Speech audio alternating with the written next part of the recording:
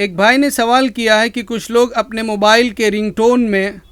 اسی طریقے سے ڈور بیل میں قرآنی آیات، دعا اور اذان وغیرہ سیٹ کرتے ہیں، کیا ایسا کرنا جائز ہے؟ جواب یہ ہے کہ نہیں، بالکل جائز نہیں ہے،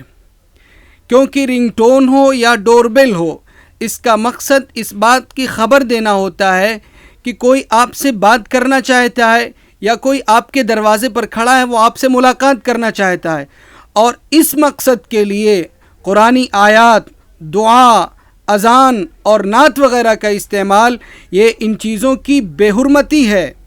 سخت توہین ہے، لہذا ان سے بچنا چاہیے۔ اور دوسری بات یہ ہے کہ بسا اوقات انسان موبائل لے کر کے ٹوائلٹ وغیرہ میں ہوتا ہے اور وہاں اس کا موبائل بجنے لگتا ہے، اور جس کی وجہ سے قرآنی آیات، اذان، دعا وغیرہ یہ ٹوائلٹ میں گونجنے لگتا ہے،